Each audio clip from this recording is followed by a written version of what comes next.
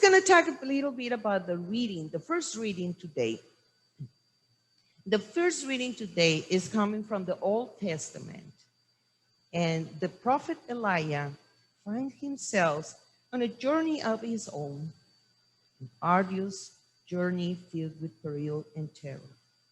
We find him in the wilderness at the end of his strength, literally asking God to kill him so that he won't have to face the hardship of another day.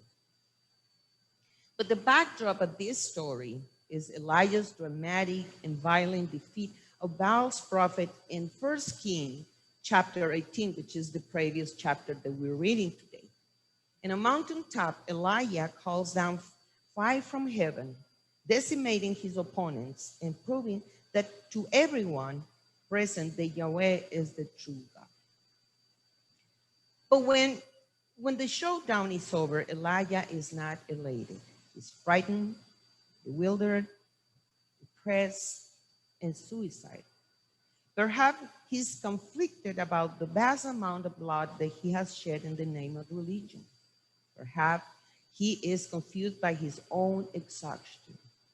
Perhaps he fears that his own death is near, which it might be, because Queen Jezebel, incensed by Elijah's success, has issued a death warrant forcing Elijah to flee for his life. We find him after many hours of running as he finally collapses under a solitary broom tree, prays for death, and falls asleep. So what follows is one of the most gentle and tender passages in the Old Testament. Elijah awakens to the touch of an angel who says to him, "Get up and eat." When Elijah looks around and sees that the angel has prepared a cake baked on hot stones in a jar of water for him to eat and drink, Elijah is still sleepy and despondent, needless and asleep, and sleeps. But not to the angel's satisfaction, she rouses him again, and this time with these words, "Get up and eat. Otherwise, the journey will be too much for you." And then again, the angel came for a second invitation, and Elijah obeys, and his strength is renewed. The lectionary goes on to note that the prophet perseveres in his journey after he eats the angel's cake. In fact, he's able to endure for 40 days and 40 nights on the nourishment of that one meal. And again, we're talking about 40 days, 40 nights. And then we go back to the Exodus, we're talking about years, 40 years that Israelites had to endure. But the angel feeds Elijah bread to carry, bread for the road, bread for hope, bread for the long haul that is life.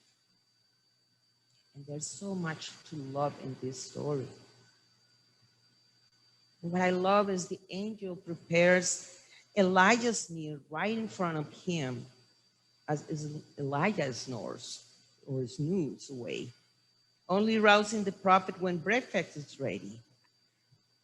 And I can imagine the smell of that cake at that time.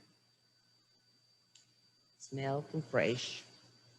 But more importantly, is that the angel is persistent in her efforts to pull Elijah out of his depression. She wakes him up twice and props him until he eats the whole meal. I love that she touched him, communicating gentleness and empathy with her hands. But the angel never minimized or dismissed the difficulties of Elijah's journey.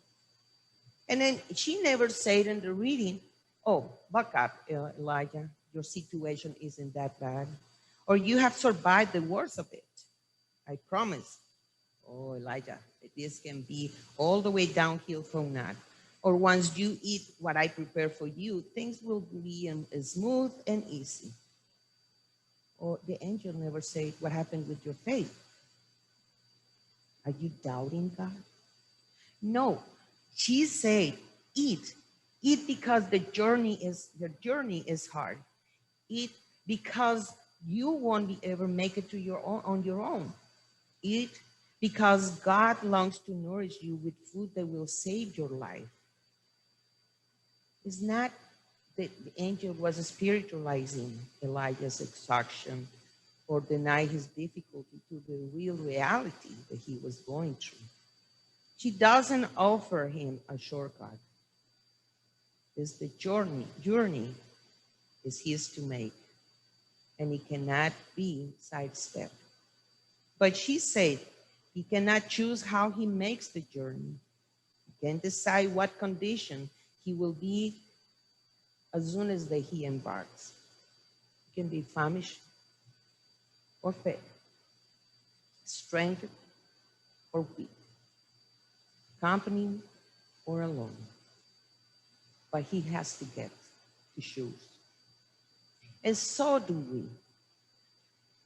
What provisions do you carry in your life journey?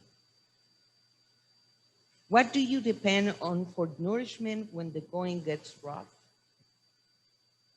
Do you recognize the angels God sends your way, their arms full of journeying bread? When they invite you to eat, do you accept their invitation? Where are those angels that God is sending us in our journey path in our lives? In the New Testament, in the gospel today, Jesus is comparing himself to manna, another ancient and powerful food source. Manna sustained the Israelites in their long wilderness, just as the angel's cake sustains Elijah in his. And so Jesus desires to sustain us in ours, to be our journeying bread for every road trip, every perilous ride, every long haul, every rocky path. He desires to be our substance and our strength, not in some magical cure all the way, but in ways that meet us in our real lives, real challenges, or real fears and griefs and hopes. Because Jesus knows better than anyone that the journey is hard, and we know that. He knows it's too much for us to handle in our own. He knows that we need bread to sustain us. His bread, his flesh, given for the life of the world. Get up and eat. Jesus is revealed as the bread that has come down from heaven, which causes great discomfort to those who did not yet perceive that he was the Messiah, the Son of God. And if we look around us, we realize that even an incarnational is still a difficult thing for Christians and non-Christians, for believers, or for those who claim to be atheists or agnostics, something that we hear as said very often today. But it remains somehow difficult because very few of us have truly embodied our faith. And we continue to live that platonic thought about what is incarnation like, which instead many times in separating us and contradict our thoughts and our faith. We believe in God. We believe in that God, the man became incarnated and lived among us, and he still lives among us in many ways. And that is impacting us in the way we see and live our Christian faith. And here is a community of faith. It's a church. Our mission is in our time may be introduced that the bread that came down from heaven. and to bear witness that Jesus really has come to visit us and to stay with our humanity. In a society where so many people live alone, people who have lost hope, people who go from place to place only receiving rejection, separation, and many times abuse, as we have seen before our own very eyes in recent months in the lives of thousands, especially the last 7 months. We, as the Christians, we have an urgent call as God's people to make this God present among us known. There is no reason why the image of the Good Shepherd has such a prominence from the Hebrew scriptures to the gospel. He is the God who never leaves us, no matter how far and how lost we are. But our energy and our focus have to be offering something different, offering the bread of life.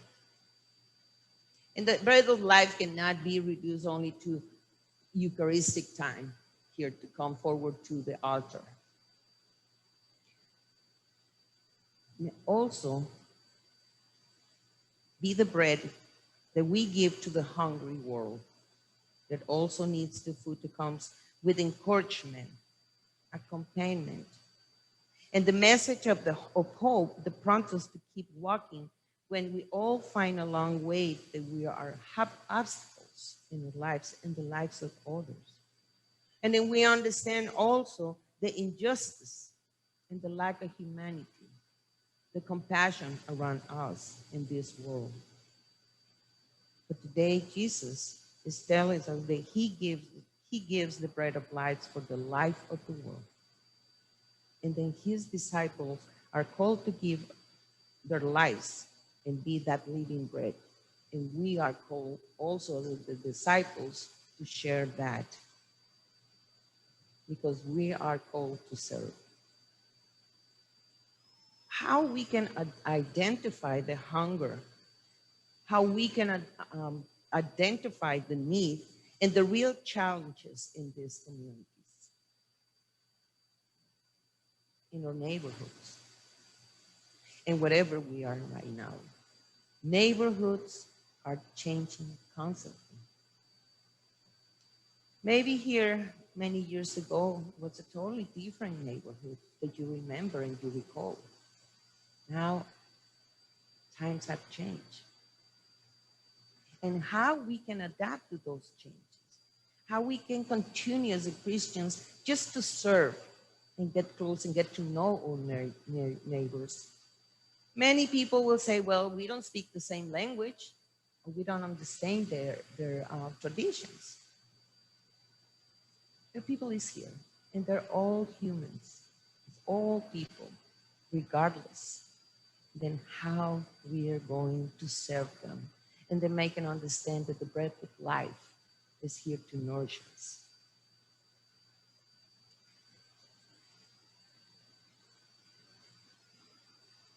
So the question here, are we willing to give a voice to those who ignore others and create a fairer and more humane world? How we can do that, how we can identify that in a more humane world. Because this is the call of Jesus for each of us, if we really want to be his disciples in our times. And that can be hard. When we read the Bible, we see all the challenges the disciples were enduring.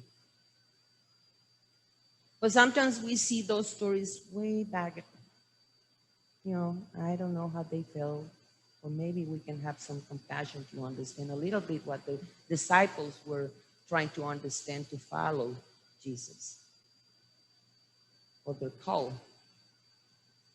But now, right now, is the time for us to be disciples, because we are called. We are called to save others. So taste and see that the Lord is good. Blessed is the one who takes refuge in him. Amen.